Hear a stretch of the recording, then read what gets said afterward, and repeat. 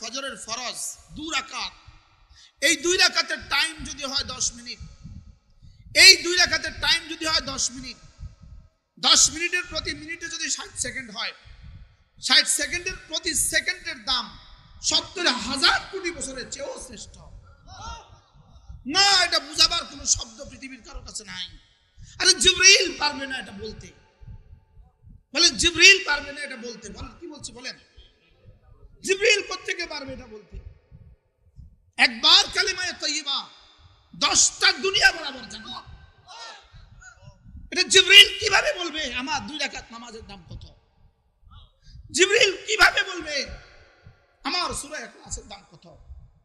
আরে জিবরিল কিভাবে বলবে আমার কোরআনে কারীমের 30 পারার দাম কত? আরে জিবরিল কিভাবে বলবে কোরআনে কারীমের হাফেজের দাম কত? আরে জিবরিল কিভাবে বলবে শুআলা আম্বিয়া আলাইহিস সালাতু ওয়াস সালাম সবকে যদি এক মাঠে জমা করে দেন, এর সাথে যদি জিবরিলকে দিয়ে দেন, ইসরাফিল আর মালাকুল মউতকে দিয়ে দেন, সকলকে যদি বলেন কোরআনে কারীমের দাম বয়ান করতে থাকো, জিবরিল যদি তার ভাষায় বয়ান করতে থাকে কিয়ামত পর্যন্ত, মুহাম্মদ আরবি যদি তার ভাষায় বয়ান করতে থাকে কিয়ামত পর্যন্ত, আরে খলিল যদি এর সাথে যোগ হয়, মুসা আর কালিম যদি এর সাথে যোগ হয়, শুআলা আম্বিয়া যদি এর সাথে যোগ হয়, আল্লাহর কসম কিয়ামত পর্যন্ত বয়ান করলে বয়ান শেষ হবে না। না, বুঝি নাই আমি আমার জীবনের দাম বুঝি নাই, আমার জিহ্বা নড়ার দাম আমি বুঝি নাই, আমার জিহ্বা নড়ার দাম আমি বুঝি নাই, আমার সেজদার দাম আমি বুঝি নাই। একটা সেজদা যদি হয় লাসাজদাতুন ওয়াহিদাতুন খায়রুম মিনাদ দুনিয়া ওয়া মা ফিহা, এক সেজদা যদি দুনিয়ার মধ্যে যা আছে তার চেয়ে দামি হয়।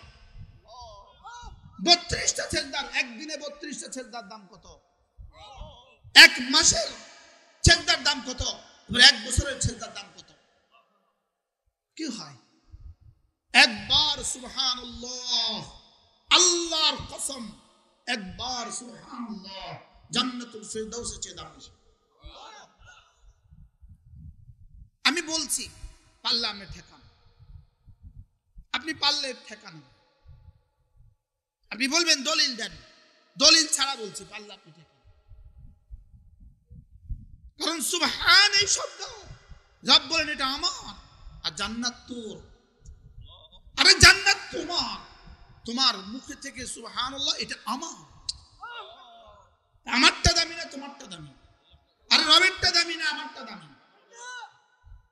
বলেন কি বলছি, বলেন আল্লাহটা দামি না আমারটা দামি?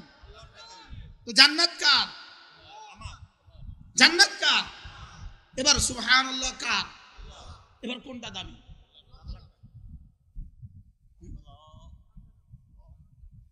কারটা দামি? আল্লাহ জান্নাত দিয়ে কি করবে? জান্নাত মাখলুক। আরে জান্নাত মাখলুক, আল্লাহ জান্নাত দিয়ে কি করবে?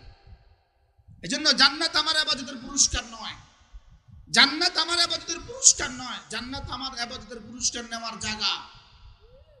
সুবহানাল্লাহ বলেন, কি বলছি বলেন?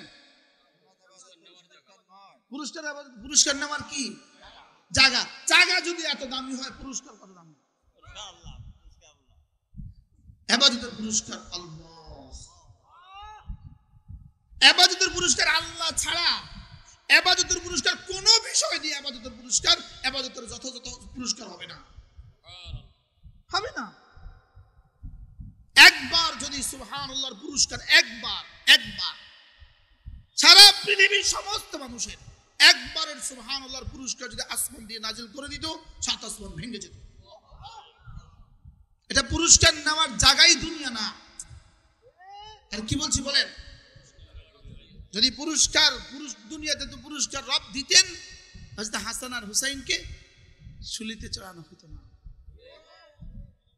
যদি পুরস্কারের জায়গা দুনিয়া হইতো, জানাব বিনতে মুহাম্মদ, রাসূলের বেটি মুহাম্মদ সাল্লাল্লাহু আলাইহি ওয়াসাল্লামের বেটি জানাবকে হামেলা অবস্থায়, গর্ভবতী অবস্থায় ওর থেকে ফেলে দেওয়া হতো না।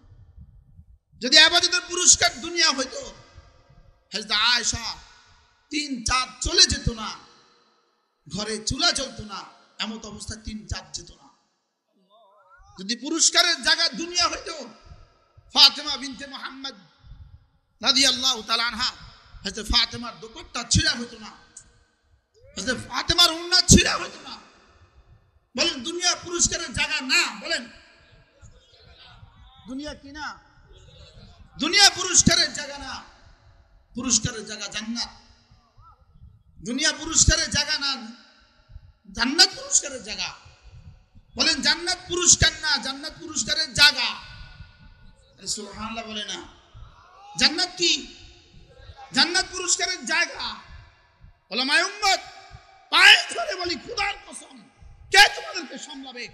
তোমাদের মোবাইল তোমাদেরকে গজব করছে। এটা কি তোমার সামনে? তুমি গোবর নিয়ে মত্ত আছো, গোবরের ভিতরে ডুবে গেছো তুমি। না না, গোবরের ভিতরে ডুবো নাই, শুয়োরের পায়খানার মধ্যে তুমি ডুবে গেছো। তুমি শুয়োরের পায়খানার মধ্যে ডুবে গেছো, তুমি শুয়োরের পায়খানা নিয়ে খেলছো। তোমার কাছে হীরা ছিল, হীরা।